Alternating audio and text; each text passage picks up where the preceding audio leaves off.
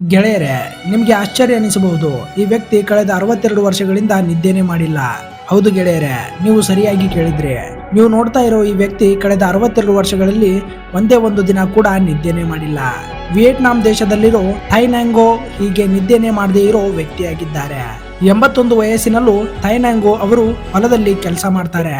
ರಾತ್ರಿ ಹೊತ್ತು ಮನೆಯಲ್ಲಿ ಎಲ್ಲರೂ ಮಲಗಿದ್ರೆ ಇವರೊಬ್ಬರೇ ಎಚ್ಚರವಿದ್ದು ರಾತ್ರಿ ಇಡೀ ರೈಸ್ ವೈನ್ ತಯಾರಿಸಿ ಕುಡಿತಾರೆ. ಈ ವ್ಯಕ್ತಿ ಬೇಕು ಅಂತ ಏನು ಹೀಗೆ ಮಾಡ್ತಾ ಇಲ್ಲ. ಏನ್ ಮಾಡಿದ್ರು ಈ ವ್ಯಕ್ತಿಗೆ ನಿದ್ದೆನೆ ಬರೋದಿಲ್ಲ. ನಿದ್ದೆ ಬರ್ಲಿ ಅಂತ ದಿನಾಲೂ ಇವರು ರೈಸ್ ವೈನ್ ಕುಡಿತಾರೆ, ಸಿಗರೇಟ್ ಸೇದ್ತಾರೆ, ಹಾಗೆ ನಿದ್ದೆ ಕ್ಯಾಪ್ಸೂಲ್ ಗಳನ್ನ ಕೂಡ ತಗೋತಾರೆ. ಆದ್ರೂ ಇವರಿಗೆ ನಿದ್ದೆನೆ ಬರಲ್ಲ. ಹೀಗೆ ಇವರು ಕಳೆದ 62 ವರ್ಷಗಳಿಂದ ನಿದ್ದೆನೆ ಮಾಡಿಲ್ಲ ಅಂತ ಹೇಳ್ತಾರೆ. ಇವರು ಹೇಳೋ ಪ್ರಕಾರ 1962ರಲ್ಲಿ ವಿಯೆಟ್ನಾಂ ದೇಶದಲ್ಲಿ ಯುದ್ಧ ನಡೀತಾ ಇರುತ್ತೆ. ಆಗ ಇವರಿಗೆ ತುಂಬಾನೇ ಜ್ವರ ಬರುತ್ತೆ. ಹೀಗೆ ಬಂದ ಜ್ವರದಿಂದ ಮುಂದೆ ಇವರಿಗೆ ನಿದ್ದೆನೆ ಬರೋದಿಲ್ಲ. ಜ್ವರದ ಜೊತೆ ನಿದ್ದೆ ಕೂಡ ಓಡಿ ಹೋಗುತ್ತೆ. ಅಂದಿನಿಂದ ಇಂದಿನವರೆಗೂ ಇವರು ನಿದ್ದೆನೆ ಮಾಡಿಲ್ಲ ಅಂತ ಹೇಳ್ತಾರೆ.